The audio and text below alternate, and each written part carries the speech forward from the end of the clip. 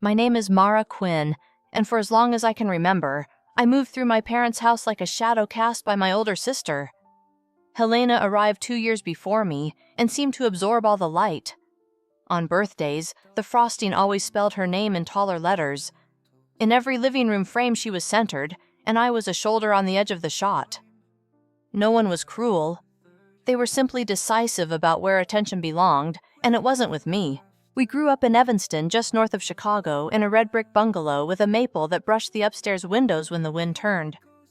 My father, Richard, inspected claims for a regional insurer, the kind of man who ironed his shirts on Sunday night and muttered the week's weather like a prayer. Paula, my mother, taught 3rd grade and kept a chalkboard in the pantry with a rotating list of family goals. Helena's goals were often circled in bright chalk. Mine quietly expired and were wiped clean. The examples weren't dramatic, just relentless. When Helena auditioned for dance at 6, my parents never missed a recital. They built a little trophy rail in the hallway so guests could admire the way the medals glinted under the sconce. The spring I won the State Science Expo, they were in Peoria with Helena for a regional showcase. My teacher handed me the ribbon, patted my shoulder, and said, "Your folks will be thrilled." I told him they were out of town. He looked stricken and pressed a second ribbon into my hand as if it could fill a space it didn't. Christmas morning spoke the family language in gifts. Helena unwrapped a delicate charm bracelet from a downtown jeweler. I peeled paper off a box set of biographies which I read hungrily anyway. When Helena slipped past curfew in high school, there were conversations. When I came home late from a debate meet because the bus broke down, I lost a weekend and acquired a list of chores that included scrubbing baseboards. Both bedrooms told the same story. Helena's walls changed with her phases ballerinas, then indie bands, then soft gray with fairy lights. Mine stayed pale green, the paint cut with roller marks I could trace to 2nd grade. I adapted early. If praise collected in one corner of the house, I learned to sleep in another. I buried myself in schoolwork, joined every club that smelled like ideas, and folded into the library's quiet like a cat into sun. I didn't expect applause. I expected results. What surprised me was where recognition finally came from. My father's mother, Agnes, lived alone in a tidy walk-up 3 bus stops away. She had once been a bookkeeper for a machine parts factory, and even in retirement kept columns of numbers on paper for the pleasure of their neatness. On Fridays after school, I'd carry groceries up her stairs, and she'd pay me in oatmeal cookies and questions. "What did you learn this week? What stumped you? What felt easy?" The day that changed my life, she asked if I'd ever truly understood compound interest. I had seen the equation in algebra and thought of it as a tame thing. She took a ballpoint from behind her ear, sketched a table on the back of an envelope, and made money behave like weather the way it drifted, the way a small breeze at the beginning grew into a storm the longer it moved. "People pay for time twice," she said, tapping the paper. "First with hours, then with impatience, outsmart both." On my 16th birthday, she opened a shoebox from the back of her closet and showed me a thin folder labeled municipal bonds. Not much, just the disciplined evidence of a life that never bought more than it needed. She taught me to read annual reports the way my mother taught me to read picture books patiently and for story. We would sit at her Formica table with 2 mugs of tea and hunt for cash flow arcs for competent managers buried in dull prose for companies that seemed to prefer building to bragging. High school passed in a pattern of busy hunger. I graduated first in my class and earned a full scholarship to Lakeside State University, the public school 3 hours away, with a business program that intimidated even its own brochure. On my graduation video taken by my father, the camera stayed mostly on Helena's face as she reacted to my speech. When I watched it later, I pressed pause and laughed, not unkindly. In our house, even my best moments made better B-roll for hers. Helena left for Ashford College, a private campus with clipped hedges and tuition that smelled like theater. My parents drove her trunk by trunk to a prettily staged dorm room and spent a weekend turning it into an advertisement for a catalog I never received. When it came time for me to move into my cinder block double at Lakeside, my father dropped me with 2 suitcases and said almost proudly, "You've always been good at figuring things out." He handed me a grocery bag with a used kettle and pulled away late for a PTA planning meeting for Helena's old school. I figured it out. I worked the morning shift at the campus cafe, the midnight circulation desk at the library on weekends, and weekday tutoring and statistics that bled into Tuesday nights. I kept a 4.0 and a calendar that looked like spilled ink. When money brushed the edges of conversations with my parents, they reminded me I had tuition covered. Ashford did not, and Helena needed a cushion. I stopped telling them about the make-or-break exams and told them about the weather instead. In sophomore year, Dar Whitaker, who taught financial analysis with a dry wit that made balance sheets feel like puzzles, asked me to stay after class. He didn't praise me. He asked if I had a plan. We talked about the ways markets panic and then forget about the small spaces between fear and memory where an analyst could build something solid. He wrote 3 names on a yellow sticky note, people in the city who owed him small favors, and told me to call them. I called them that afternoon, hands shaking over campus pizza. The following summer, I landed an internship at North Pier Investments, a boutique firm whose office smelled like new carpeting and old espresso. I sat 2 desks away from the chief strategy officer and learned not to flinch when numbers were loud. I learned that diligence is not a trait so much as a stamina for boredom, days of combing filings for one sentence that didn't fit. I learned to keep my voice steady when it was the only female one in a Monday meeting. During my senior year, life curved hard. Agnes had a stroke in her kitchen, and by the time I reached the hospital, she was already in a copy of herself that couldn't be edited back. After the funeral, I received a letter from a lawyer who wrote in tidy loops. My grandmother had left me $50,000, all of it. At dinner, my mother ran her finger along the rim of her glass and suggested I share with Helena, who was considering graduate school. My father said families at their best make sure the neediest are carried. I thought about the shoebox labeled municipal bonds and felt the exact distance between needy and noticed. I thanked them for the advice and declined. I split the inheritance according to the table Agnes had once sketched. Some of it went into boring vehicles that made accountants nod.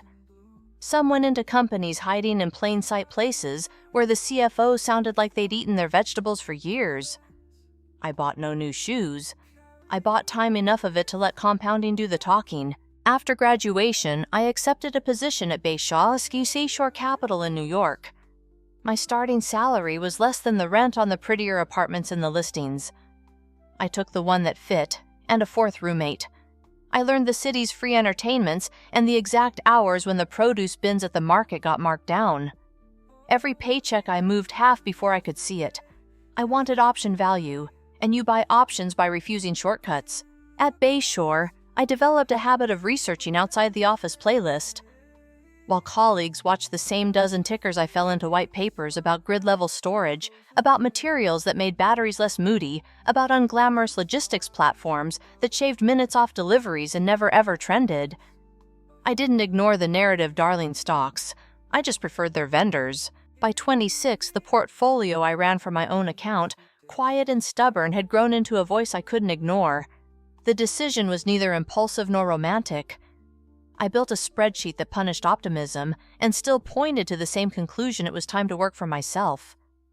I left Bayshore and filed paperwork for Ardent Meridian Partners AM for short because I liked names that sounded like they belonged to a committee of men with gray at the temples. I rented 2 small rooms in a converted warehouse, bought a conference table from a startup liquidation sale, and kept the sign on the door neutral. I knew what I wanted: to hunt undervalued, undernarrated companies with leadership that could tell me what they do in a bad quarter without blinking. I built a screening model that weighted cash discipline and repeatable unit economics more than headlines. I listened for executives who use the pronoun "we like a habit" and skip the polished metaphors. When the market lurched, I tried to lurch less. The first big break wasn't luck, so much as timing paid for with boredom. We took a sizable position in a cardiac diagnostics firm whose product was dull to describe and brilliant to deploy. A larger company bought them for reasons the press explained badly. The position returned 10 times our cost basis and bought us room to be wrong elsewhere. 2 quarters later, policy shifts supercharged parts of the storage sector I already owned. A year after that, a trio of small software outfits we had backed were swallowed by a giant hungry for efficiency. By 30, my personal net worth slid past $5 million. By 32, careful expansions and ugliest case models still added up to 15. The number didn't feel like a trumpet. It felt like insulation, a way to quiet the draft that had always whistled through my life. All of this my family did not know. When I visited home, I flew midweek with points and rented a car that vanished into the neighborhood, once a Corolla so bland I parked 2 houses down and failed to recognize it. I wore jeans that fit, but didn't announce it, and shoes that looked like shoes. I kept a second phone for family calls. Its ringtone was the default chime clipped short. At the table, relatives asked Helena about her marketing campaigns, her team lunches, a trip she hoped to take when the bonus hit. When questions drifted toward me, they were cotton light. Seeing anyone? Still in finance. If I said yes and yes, everyone relaxed. My mother liked to say stability suited me, as if I'd chosen a personality derivative with less volatility. My father heard fund and pictured a cubicle, a stapler, and a spreadsheet that never bit. I let them. The truth felt vulnerable in that house. Achievements mine at least had historically arrived there only to be weighed and then set aside in favor of a prettier story. Then I met Ethan Hale. He was an architect whose firm specialized in public spaces that made ordinary days kinder, libraries with staircases that wanted you to sit, and talk bus shelters that treated waiting like a right instead of a punishment. We were introduced at a gallery benefit by a friend who admonished me not to talk about amortization unless I absolutely had to. Ethan listened the way Agnes had listened, which is to say he used curiosity like oxygen. On our third date, he watched me end a call with the chair of a company board and then tell my mother seconds later that my day had been mostly email. He didn't tease. He asked gently, "Why do you step down an octave when you talk to them?" I told him the short version, and over the next weeks the long one. The photo frames with me at the edge, the trophy rail, the Peoria ribbon, the graduation video that starred Helena witnessing me, the quiet in my chest that success never fully warmed when I imagined carrying it back to that house. He didn't prescribe anything. He just said, "It seems tiring to be 2 people." It was. The observation sat with me like a stone that refused to leave my pocket. I turned it over while jogging the river path at dawn, while adjusting models late, while reheating leftovers. I could have afforded to upgrade. I realized how much of my life I'd engineered to be unseen by the people who had first taught me to look for approval with a child's urgency. I didn't plan a revelation. I decided on honesty, not a showing off, not a press release, simply the absence of the fiction I had curated.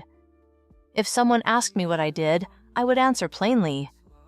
If someone pried, I would set a boundary with the same steadiness I brought to earnings calls. Quietly, I tested the choice. I went to an electronics store on a Tuesday and bought my parents a television that wouldn't flicker during baseball season. It wasn't extravagant. It was simply good. I tucked the receipt, not the discounted copy, the real one, into a blank card, and wrote in my neatest hand, "For game nights." I powered down the second phone, the one that chimed small and safe, and placed it in the back of a drawer. I locked my apartment, carried the box TV to the car, and drove south through the late autumn light toward the house with the maple that still brushed the upstairs windows. I stopped 3 blocks from my building to pick up Ethan, who was waiting with an overnight bag and a stack of rolled drawings bound by a rubber band. He slid into the passenger seat, resting a palm on the top of the box between us, as if steadying a sleeping animal.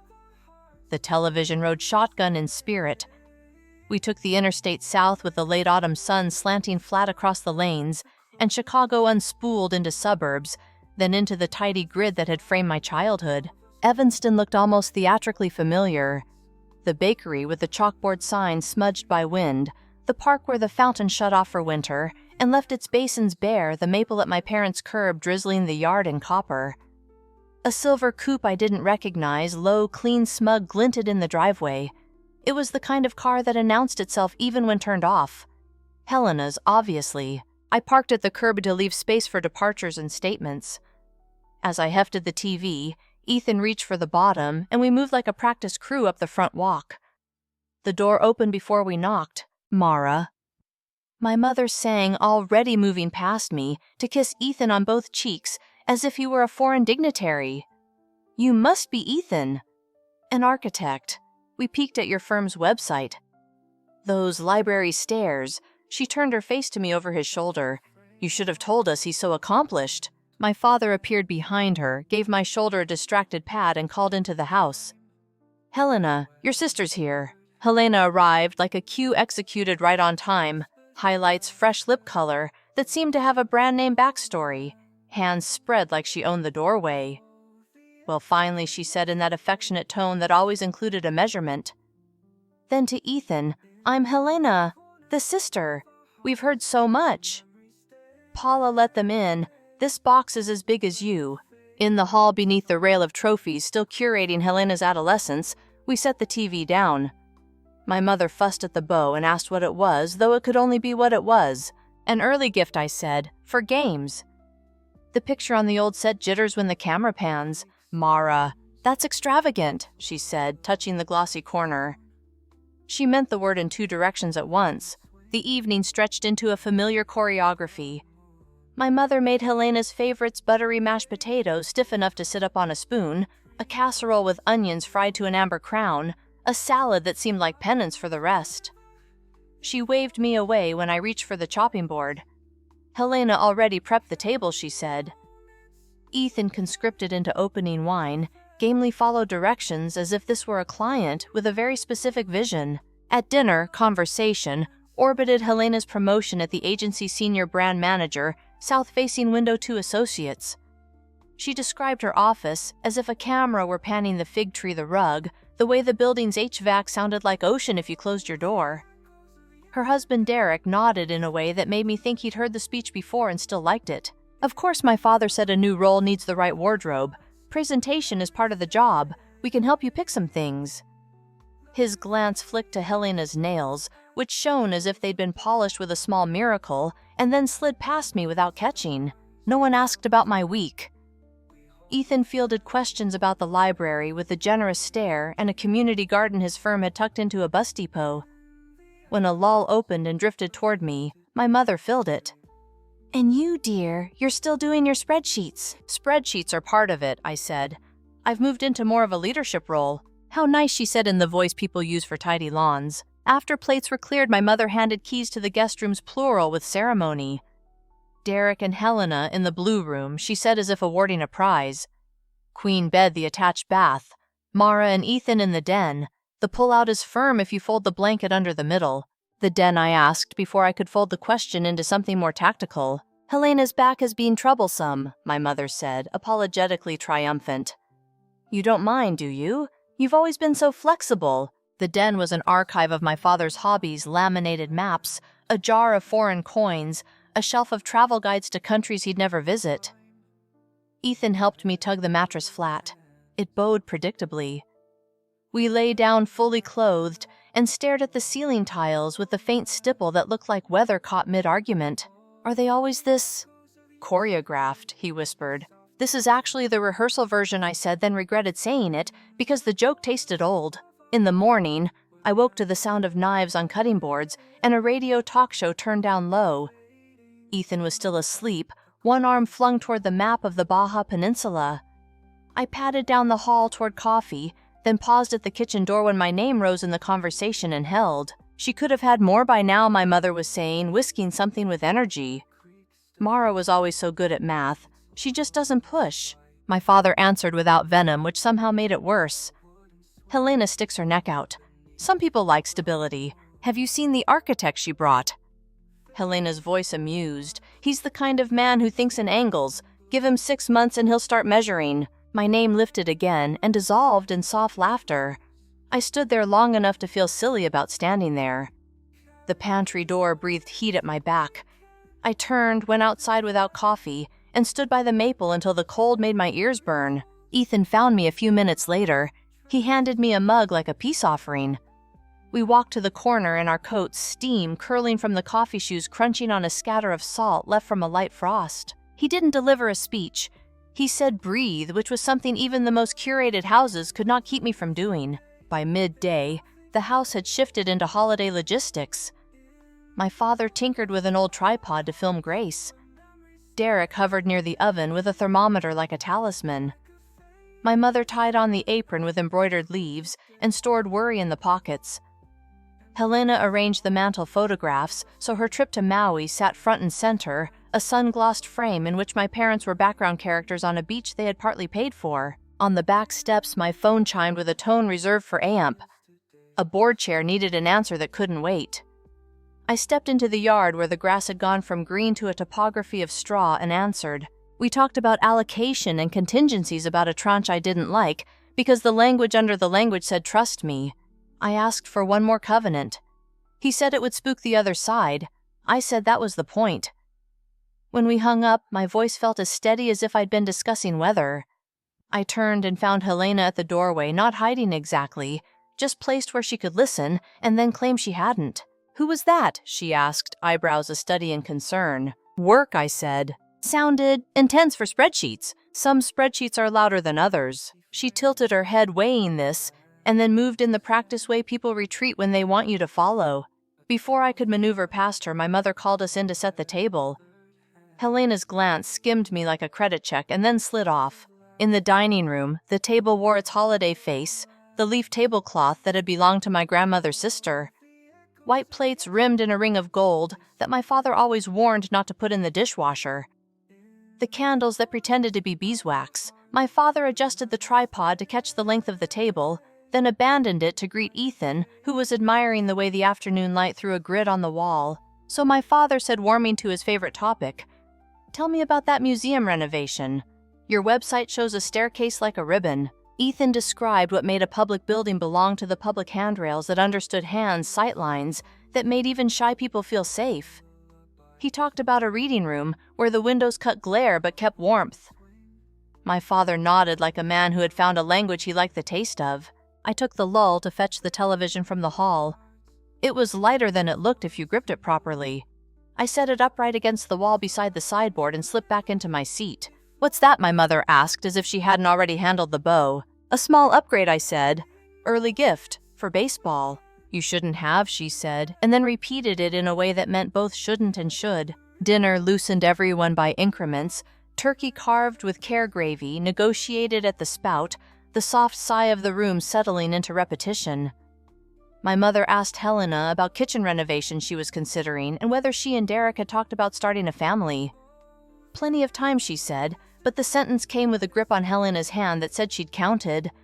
No one asked me the corresponding questions, and I didn't mind not answering. After plates were pushed back and the candles shortened themselves to puddles, I stood to move the TV closer and angle the box like a reveal. It was theatrical, I knew, but so was our house. "Open it now," I said. "It'll take a bit to set up if you want football tonight." "Mara," my father said, reading the specs on the side panel, eyebrows rising. "This must have cost a pretty penny." "It's a good model," I said. "Not the fanciest." "How?" My mother stumbled on the shape of the question. "How did you—" "I do all right," I said. I heard the old carefulness in my voice and corrected it. "Work has been strong. I'm in charge of more than spreadsheets. Leadership." Helena repeated from across the table, the word tasting like a dare. Her eyes cut to the model number printed on the box. She pulled out her phone and typed with the efficiency of someone who lives in tabs. "It's not about the price," my father said, still pretending at a world where money could be spoken of as if it were all the same size. "It's the thought." "Mm-hmm," Helena murmured, not looking up. 1,500 retail. On special this week for 12. She lifted her gaze, clinically friendly. "Generous.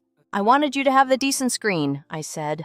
"Baseball is hard on old wiring." "That's not the point," my mother said, and couldn't find the point. Her face worked and then settled. "It's fine," I said. "I wanted to." "On an analyst's salary?" Helena asked. "Is Lakeside paying that well these days?" She smiled at her own joke. "Kidding." She did not put the phone down. "What's your firm called again?" The room seemed to develop a second sound, the soft, quick tapping of Helena's thumbs on glass. At my end of the table, Ethan reached for his water. The motion easy, unalarmed. My father inspected the gold rim of a plate, like a man verifying an antique. My mother traced the pattern on the leaf tablecloth with the tip of her finger. The same leaf over and over, not noticing that she'd already found it. I didn't say the name I said. "You must have Helena," said Ari. "Sometime. I'll find it." She bent to the screen, jaw tight, and the light from the phone frosted her face. Helena's thumbs moved like a card dealer's. The blue wash from her screen lit her face, took the warmth out of it, left angles. She stopped scrolling, blinked once, and then read in a voice designed for rooms, Mara Quinn, Managing Partner, Ardent Meridian Partners. Boutique investment firm. Coverage in Forbes 30, under 30. Known for disciplined plays in storage and enterprise plumbing. Her gaze sharpened. Over $200 million in assets under management. The room rebalanced around those words. Forks paused mid-air. My father's breath made a small, audible hitch. My mother reached for her water and missed the glass by an inch. Helena's eyes flicked back to the screen, then up at me as if checking a mirror. "And look at this one," she said, lifting the phone so its glow became part spotlight, part accusation. Profiles that estimate 8 figures personal wealth. She softened the phrasing, then translated it like a punchline. 15 million, give or take. While we've all been talking about fig trees and office rugs, silence did what silence does when it's heavy. It pulled the room inward. Somewhere in the kitchen, the oven fan droned. I could smell cinnamon from the pie that waited its turn. My mother found her glass this time. "Mara," she said my name landing like an unfamiliar object in her mouth. "Why didn't you tell us?" I held her gaze, not unkindly, because none of this ever seemed like something you wanted to hold. Helena laughed, bright and brittle. "You let us believe you were." "What?" "A spreadsheet clerk who brings hummus to meetings. Meanwhile, Mom and Dad helped us with a down payment conversation last spring." She set the phone flat as if laying a file on a conference table. "You watched us juggle and said nothing." Ethan's hand settled on his napkin still and ready. He didn't speak. My father lowered his fork as if it might damage the table. 200 million, he murmured, less to me than to the idea. He didn't finish the sentence. Numbers had always been to him, either bills or salaries. This was neither. Helena's tone shifted into one I knew from childhood, a performance of reason that arrived with teeth underneath. "Families look after each other," she said. "You know that. If you've been successful, then we have been too. That's how this works." I stood not abruptly. The room didn't lurch. It recalculated. "No," I said. "What I built is what I built." Helena spread her hands. "With what?" "With nothing." "You had help." She turned to my parents' recruiting. She had Grandma Agnes. She had a scholarship. Doors opened. My breath found its rhythm. Grandma taught me to read a ledger and to respect boredom. The scholarship I earned because I studied while you were being driven to lessons. Doors didn't open. I learned hinges. Helena's jaw clicked shut, then opened wider. "You're unbelievable." She tapped the phone again, not to read, but to hold something bright. We struggled to refinance when rates jumped. Derek picked up extra shifts just to keep the numbers smooth. Mom and Dad took out savings to help with my car when the transmission died. And you, what sat on 15 million and brought a television. Every word was clean, none of it was new. I looked at my parents. When I won the State Science Expo, you were in Peoria for her dance. When I asked to paint my room, you said there was no money, and then redid hers 2 weeks later. When Helena broke curfew, there were talks. When I got home late from an away meet because the bus died, I scrubbed baseboards. You filmed my valedictorian speech by monitoring Helena's expressions. You paid her tuition and allowance. I worked 3 jobs and bought my own kettle. I was not listing to score points. I was naming the shape of a house. My mother's fingers pressed the tablecloth until the leaf pattern imprinted her skin. "We never meant," she began. "I know I said because I did. You meant to keep the peace. Peace and fairness don't always invite the same guests." Helena cut in impatient with softness. "This isn't about childhood decor. This is about now. If you have resources, you share them. We need to upgrade the kitchen. The condo association is bleeding us with assessments. Mom and Dad should have a retirement that doesn't smell like coupons. You can fix that," Helena Ethan said finally, and his voice had the calm of someone who designs stairs you can climb without thinking. "You're describing her as a solution, not a sister." "Stay in your lane, architect," she snapped, heat flushing her neck. I turned to my father because he was the one who could say something that would move the air.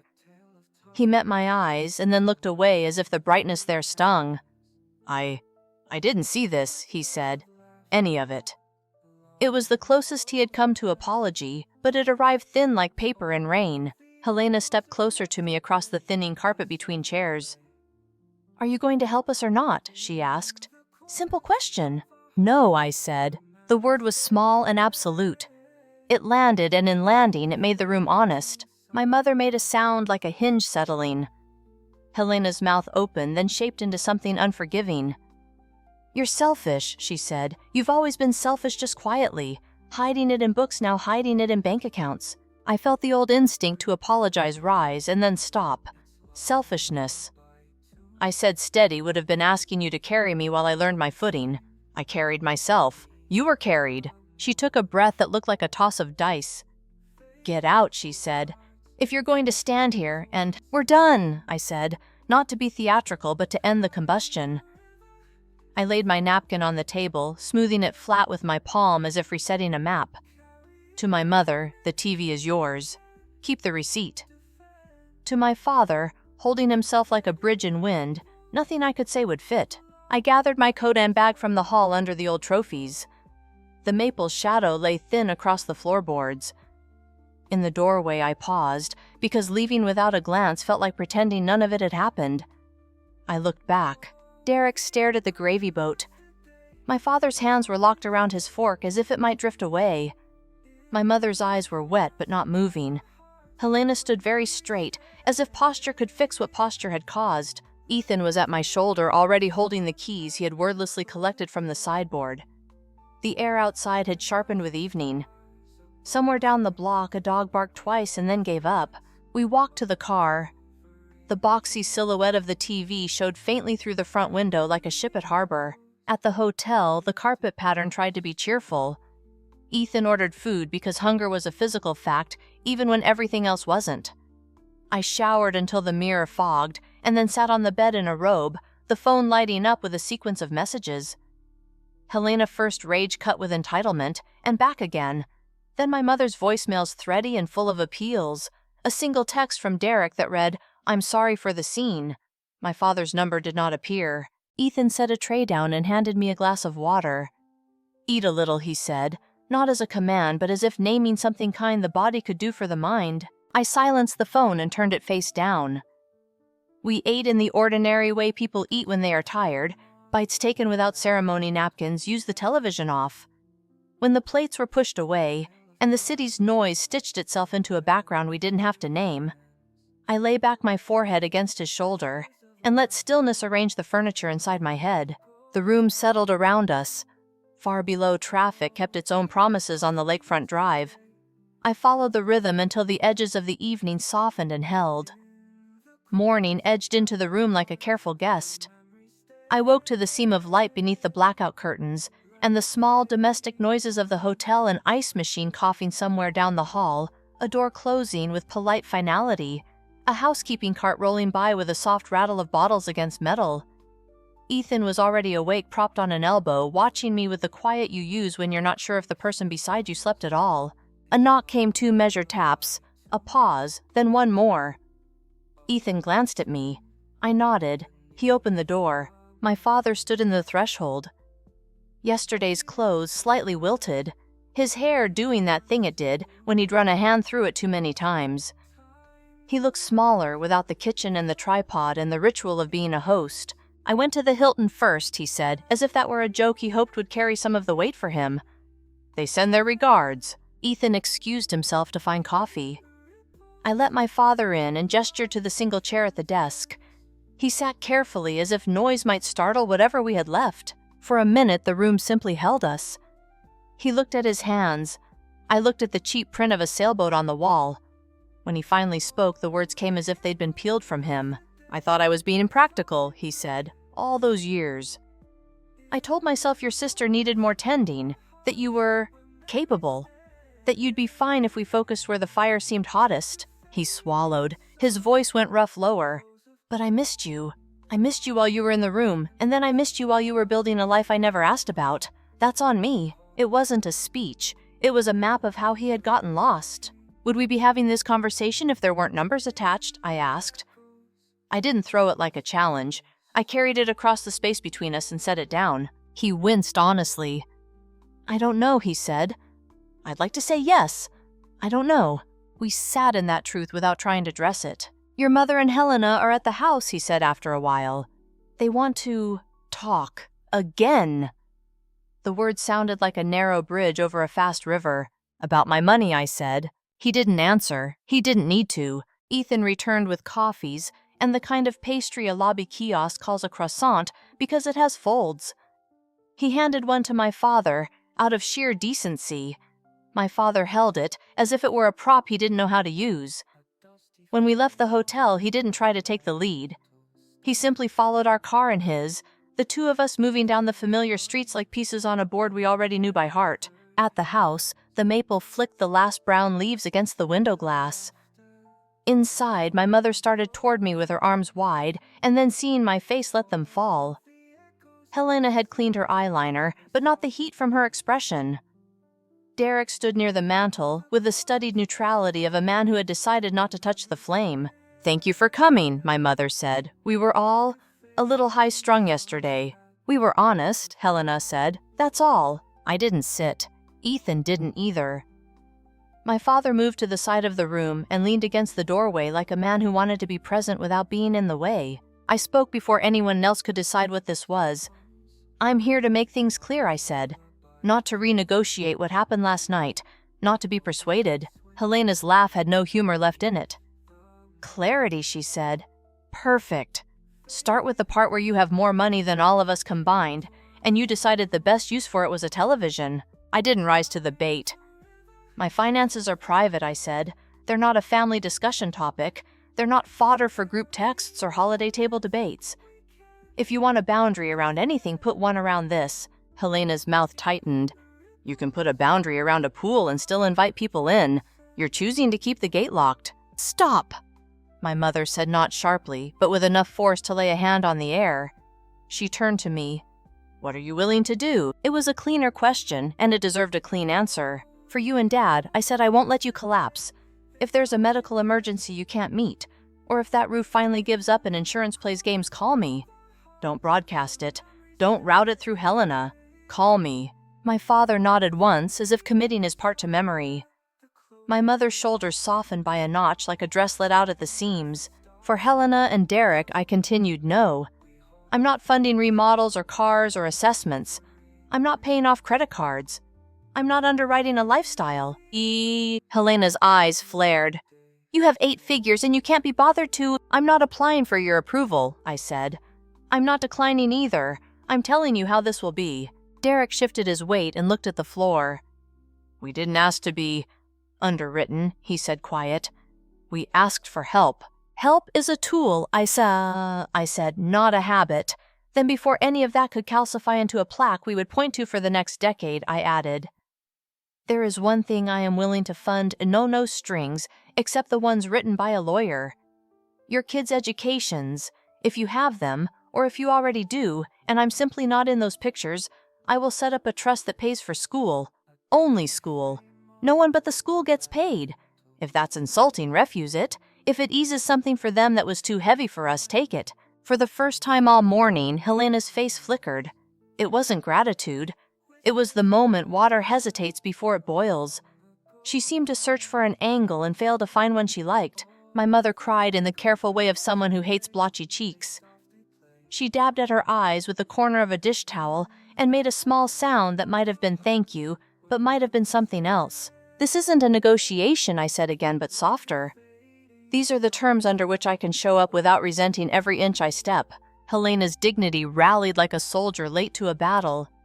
"You're making this all about you," she said, as if naming selfishness would restore balance. I didn't answer her. I turned to my father. "You said you missed me," I said. "If that's true, this is how you get me back in rooms you stop measuring me by what I can pay for." He looked at me the way a person looks at a photograph they aren't sure they deserve to keep. "I hear you," he said. The words didn't fix anything, but they landed on the right side of the ledger. We didn't hug. We didn't script a cheerful exit. I told my mother where the warranty was for the television. Ethan shook my father's hand, then Derek's. Helena stood rigid and regal and unapproachable the way she did at recitals just before the first note. Outside, the air had the clean edge of a day that would never quite warm. In the car, neither of us spoke until the house was 3 turns behind us, and the map of my childhood streets had unknotted from muscle memory. I don't know if that would have gone any other way, Ethan said finally. I don't either, I said. Back in the city, the work week put its hands on my shoulders and turned me toward the practical. The markets did not care about family structures. Contracts still needed red lines. A young founder still needed a crash course in unit economics before she bought an espresso machine for an office that barely existed. I ran, I read, I answered, I slept. My phone kept trying to be an instrument. Helena's messages arrived in batches like weather fronts, fury flaring into apology curdled into demand. New fury, new apology. I didn't block her. I set her thread to mute and learned to glance without bracing. My mother called on a schedule that felt like a ritual she didn't want to surrender. She talked about the second graders who had smuggled acorns into their desks and how the custodian had chased a squirrel down the hall with a push broom. Sometimes she slipped and referred to Ethan as the architect, the way people say the dentist, as if the profession explains the man. My father called less, but when he did, he asked questions about my day with the tentative delight of a person discovering a radio station he liked had been broadcasting for years. Extended family arrived. In the way. Extended family arrives. Cousin Lila sent a message with 5 heart emojis, and then as an afterthought, a GoFundMe link for her dog's surgery. Aunt Maria wanted advice on where to put a little nest egg so it can grow like on TV.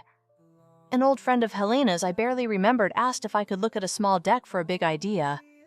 I learned the correct response for my sanity was no response. Some days, I missed my grandmother with the kind of specific ache that makes you pay attention to the object someone loved.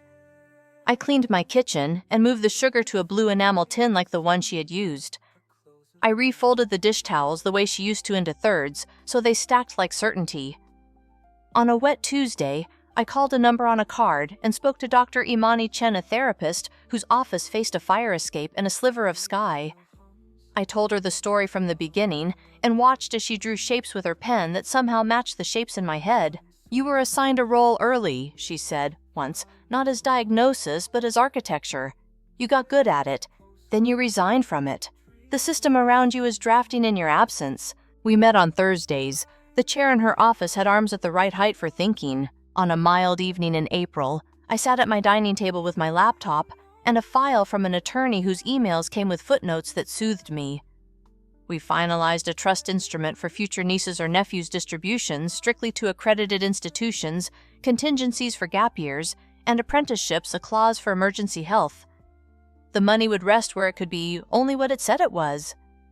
I wrote a simple note to my parents explaining it. My father called to say quietly, "That's generous," and then after a breath, "It's right by them." My mother cried into the phone and then apologized for crying into the phone. Spring kept doing what it does in the city trees, the color of ideas along the park puddles, deciding whether to be mirrors, the air turning warm at street level, and staying cold in the shadowed canyons. Ethan and I fell into a daily life that made room for both our professions. He let me read specs for a community center and asked about the difference between OPEX and CAPEX like it were a riddle with a good ending.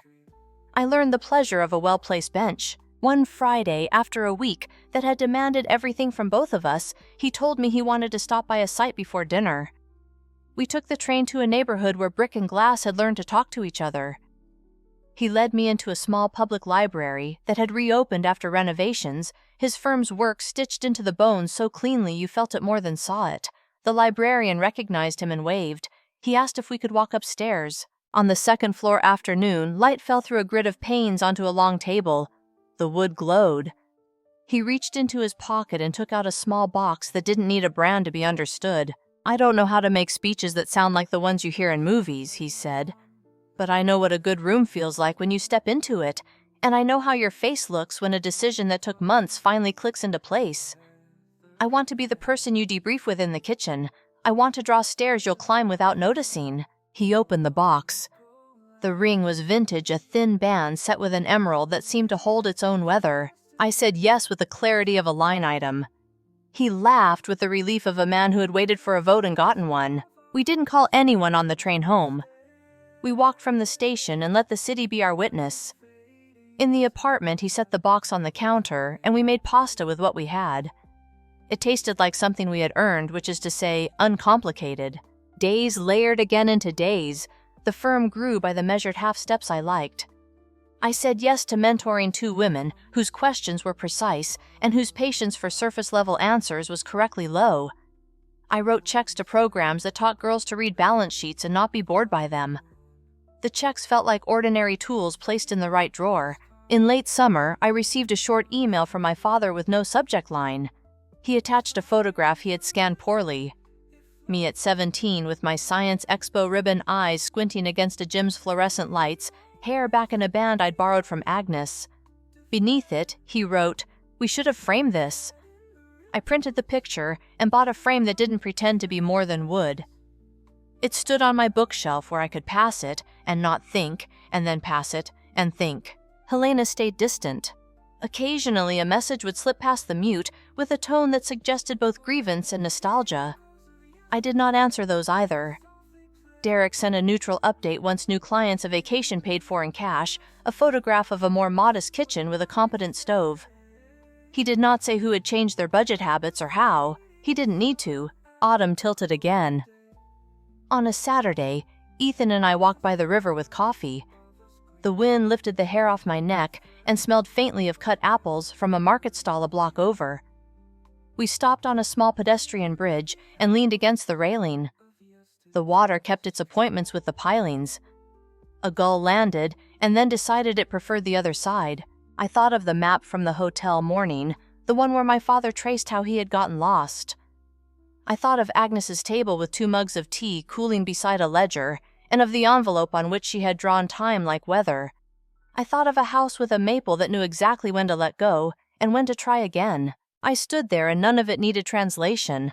The bridge held, the city moved, the light did its work. I took Ethan's hand and we walked on. Thank you so much for listening to today's story. If this story resonated with you or made you reflect, I'd love to hear your thoughts, so feel free to share them in the comments below. And don't forget to like, subscribe, and hit the notification bell so you won't miss the next story. I'll see you next time as we continue exploring more journeys and lessons together.